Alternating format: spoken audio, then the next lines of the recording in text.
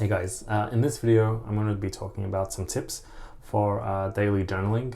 Journaling is something that's helped me immensely and it's helped me a lot with my thinking as well, and for self-reflection, and I think it's just generally very valuable. So the first thing is developing the habit. So if you don't already have the writing habit, daily writing established, then that's the first thing that I would focus on. And the question that I would ask myself is, how can I make this as easy as possible? So maybe for you, let's say it's 10 minutes a day. It can even be just 1 minute a day, and writing whatever you feel like. And once you're comfortable with the routine, and then you can look at adding more time to it. And depending on your schedule and everything else, that's something that you can work with. Once you've got the habit established, so writing every day and writing whatever you feel like, then the next thing for me that helps a lot is to first thing in the morning actually, is to read something wise.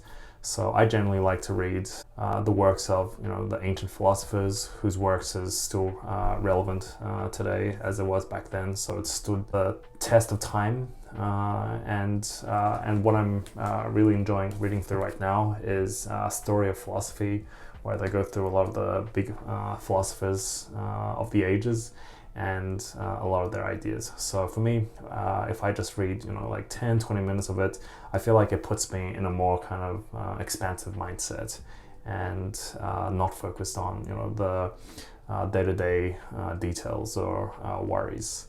The other thing is to have no stimulus. So this one is pretty difficult for me. It means not looking at your phone as soon as you wake up until you journal. It means not checking like share prices, crypto prices, news alerts, and ideally keeping your phone on airplane mode. So the longer you can keep it free of stimulus, at least until you start journaling, the more valuable and the more insights you'll get from this process. So as I said, it is quite difficult. I do tend to check my emails sometimes, especially if I'm waiting on something.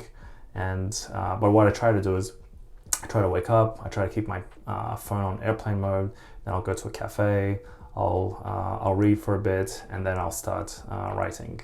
And then the last thing is to do a little bit of exercise.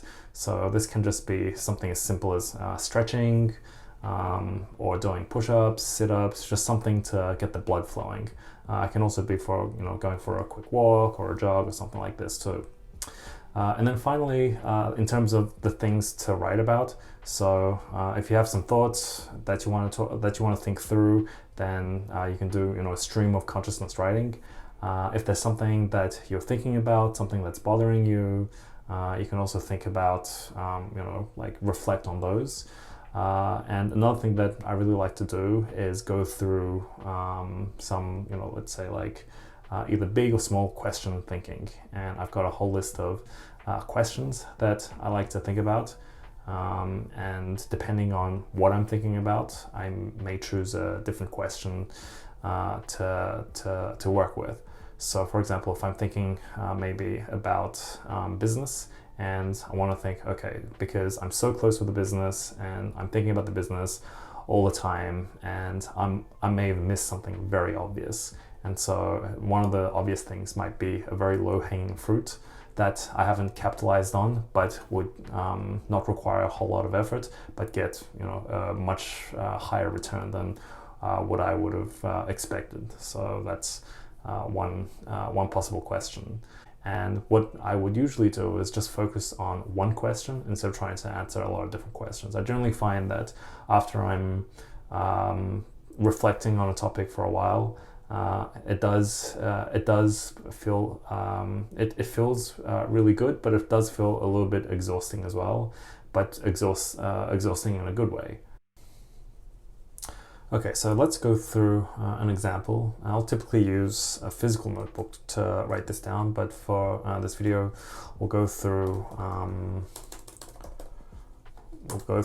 an example question on Rome research, which is also where I'll transfer some of my notes from my physical notebook as well, just so that I can later search them easily by tags and so on.